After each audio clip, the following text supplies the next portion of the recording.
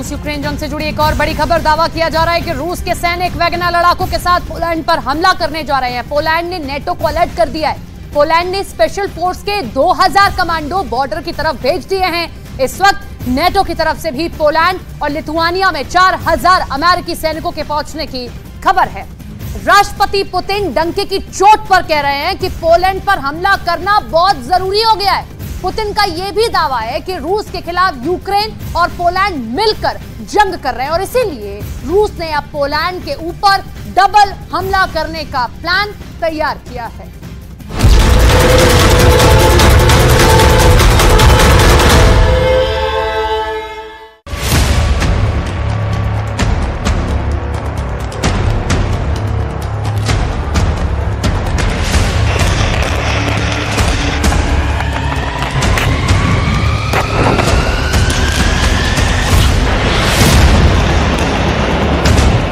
Poland पर Ukraine से बड़ा हमला फाइनल। अगर रूस के दावों पर यकीन करें तो यूक्रेन जंग में पोलैंड पूरी तरह से कूद चुका है।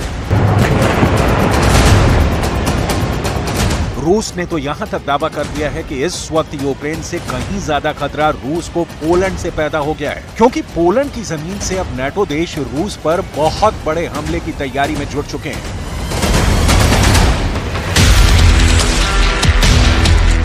रूस के खुफिया एजेंसियों का यहां तक दावा है कि बेलारूस से सटी पोलैंड की सीमा पर पोलैंड ने 2000 से ज्यादा स्पेशल फोर्स के कमांडो भेज दिए हैं। इधर नाटो की जंगी तैयारी को देखते हुए रूस ने भी नाटो से व्यापक और बड़े स्तर पर जंग करने की तैयारियां शुरू कर दी हैं।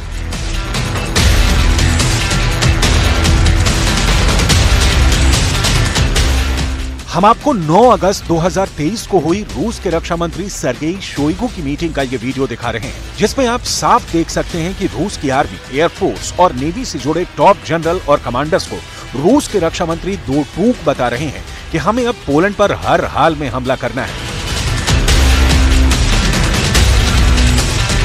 रक्षा मंत्री सर्गेई शोइगु के जंगी तेवरों का असर साफ तौर पर रूस के जनरल और कमांडरों पर देखा जा सकता है। रूस की राजधानी मॉस्को में हुई मीटिंग में तनाव और गुस्सा साफ देखा जा सकता है। राष्ट्रपति पुतिन के कहने पर हुई इस हाई लेवल वॉर मीटिंग में तय हो चुका है कि नाटो देश पोलैंड पर यूक्रेन से कहीं बड़ा हमला रूस करने जा रहा है।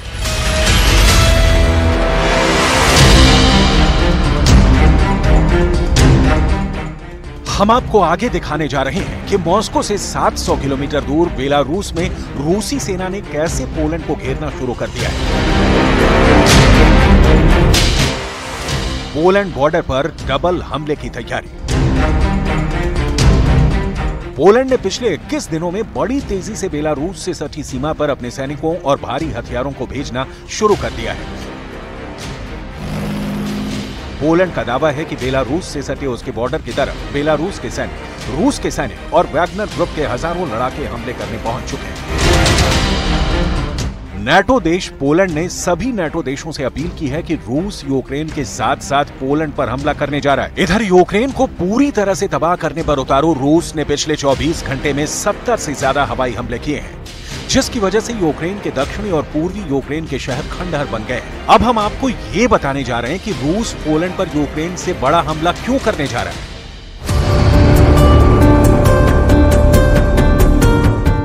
हार गया यूक्रेन, जंग करने को मजबूर नाटो। राष्ट्रपति पुतिन ने दावा किया है कि नाटो देश पोलैंड रूस के लिए यूक्रेन से बड़ा खतरा बन चुका है। राष्ट्रपति पुतिन का साफ कहना है कि यूक्रेन और पोलैंड इस वक्त मिलकर रूस से जंग कर रहे हैं। पोलैंड नाटो की तरफ से सप्लाई होने वाले हथियारों का मुख्य अड्डा बन चुका है। पुतिन का साफ कहना है कि पोलैंड नाटो देशों की ताकत के बल पर रूस से जंग करने पर उतारू है।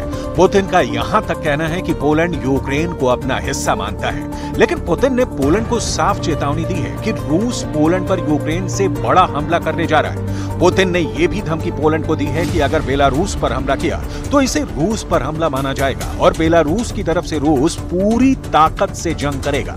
जानकारों के मुताबिक इस वक्त यूक्रेन नाटो की कठपुतली है, तो वहीं पोलैंड रूस के खिलाफ नाटो का मोहरा बन चुका है। Коллективный Запад ведет против России опосредованную войну, оказывая беспрецедентную поддержку марионеточному киевскому режиму. С февраля прошлого года Украина получила сотни танков более 4000 боевых бронированных машин и бронеавтомобилей, свыше 1100 орудий полевой артиллерии, а также десятки современных реактивных систем залпового огня и зенитных ракетных комплексов западного производства.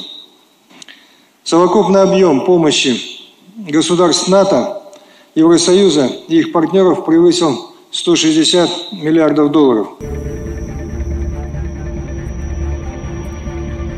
रूस के सामने पोलैंड की सेनाएं 24 घंटे भी नहीं टिक पाएंगी। इसी खतरे को देखते हुए नाटो ने रूसी हमले से पहले ही अपनी फौजों को वहां पर तेजी से तैनात करना शुरू कर दिया है।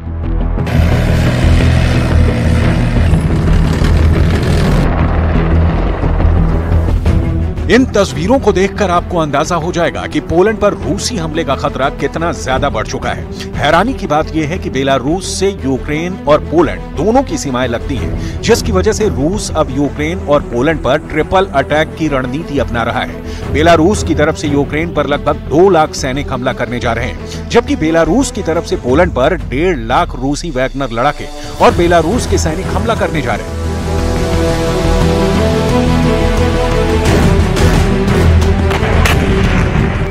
ऐसे में सवाल उठता है कि क्या पुतिन नाटो देश पोलैंड पर हमला करने की हिम्मत कर पाएंगे। इस सवाल का जवाब है कि पुतिन के पास खोने के लिए कुछ नहीं बचा है।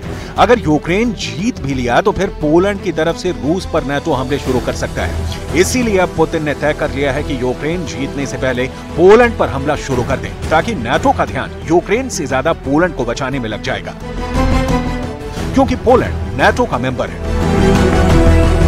Inne państwa sojuszu. Taki jest fundament z naszego punktu widzenia Sojuszu Północnoatlantyckiego. Najważniejsza gwarancja bezpieczeństwa. To dlatego jesteśmy w Sojuszu Północnoatlantyckim, że on właśnie to gwarantuje.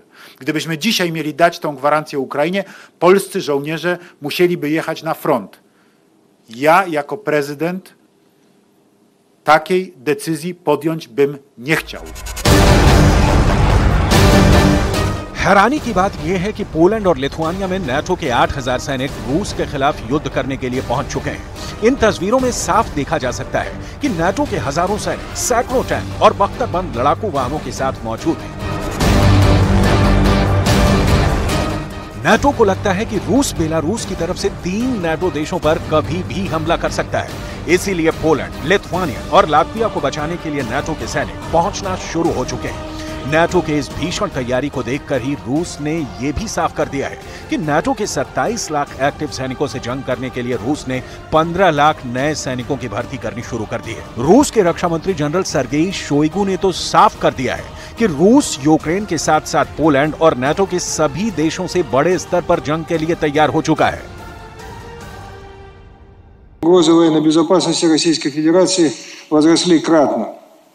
Серьезным дестабилизирующим фактором является вступление в НАТО Финляндии и в перспективе Швеции. После присоединения Хельсинки к Альянсу сухопутная граница России со странами блока увеличилась почти в 2 раза. На финской территории вероятно размещение дополнительных воинских контингентов и ударных вооружений НАТО, способных на значительную глубину поражать. Poland पर यूक्रेन से बड़ा हमला फाइनल। रूस का दावा है कि हारते यूक्रेन को बचाने के लिए America, Britain, Germany, France, Poland समेत सभी नाटो के 31 देशों ने मिलकर यूक्रेन को $160 बिलियन यानी 160 अरब डॉलर की सैन्य मदद दे चुके हैं और 5000 से ज्यादा बख्तरबंद वाहन यूक्रेन को भेज चुके हैं। रूस का यहां तक दावा है कि यूक्रेन को 1100 से ज्यादा फील्ड आर्टिलरी गन मिल चुकी हैं। इसके अलावा घातक सॉल्वो रॉकेट सिस्टम और विमान भेदी मिसाइल प्रणाली यूक्रेन पहुंच चुकी है।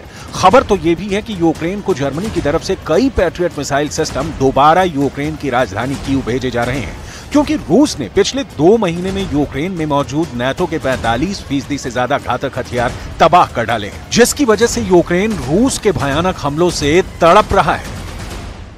Тривалі і дуже детальні, важливі наради з нашими військовими. Спочатку ставка, особливий формат, вузьке коло, тільки ключові особи. Розбирали поточну ситуацію на передовій, на основних напрямках наших наступальних дій. Те, що вдається, те, що потребує посилення. Те, що ми плануємо на найближчий час. Були доповіді головкому, командувачів, які безпосередньо займаються східними та південними напрямками, а також доповідь керівника ГУР. Окремо після цього відбулася також особлива комунікація наших командувачів, керівника Офісу міжнародників із партнерами.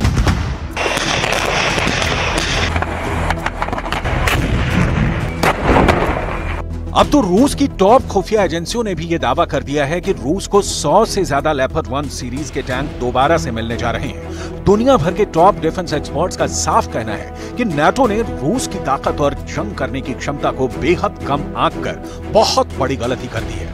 डिफेंस एक्सपर्ट्स का साफ कहना है कि नाटो को लग रहा था कि 1 साल की जंग के बाद रूस के हथियार खत्म हो जाएंगे और रूस यूक्रेन से जंग हार जाएगा। इसीलिए नाटो यूक्रेन को 20 लाख करोड़ के हथियार देता रहा।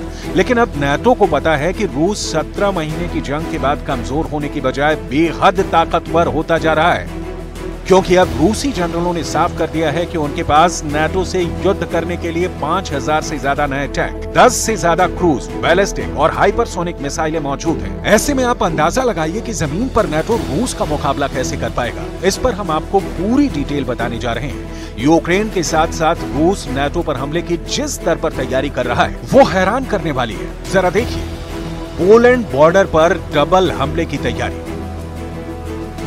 रूसी सेना के दावे के मुताबिक नाटो से जंग करने के लिए रूस ने रिजर्व में 5000 टैंक तैयार कर रखे हैं। दावा किया गया है कि T-72, T-80 और T-90 जैसे बेहद एडवांस टैंक हमला करने के लिए पूरी तरह से तैयार हैं।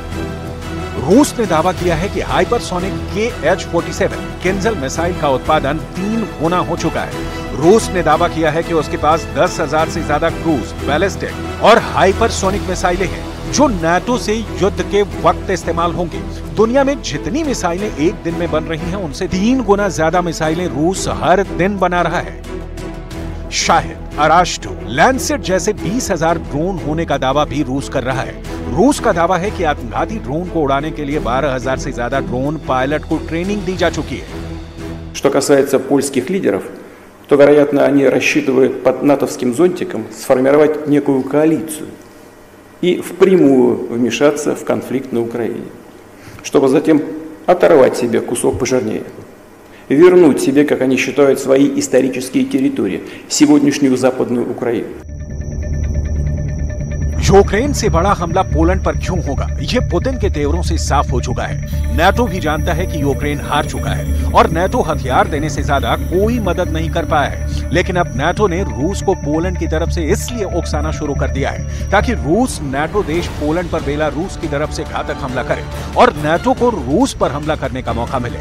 अब देखना होगा कि रूस बेलारूस की तरफ से पोलैंड पर किस दिन हमला करता है।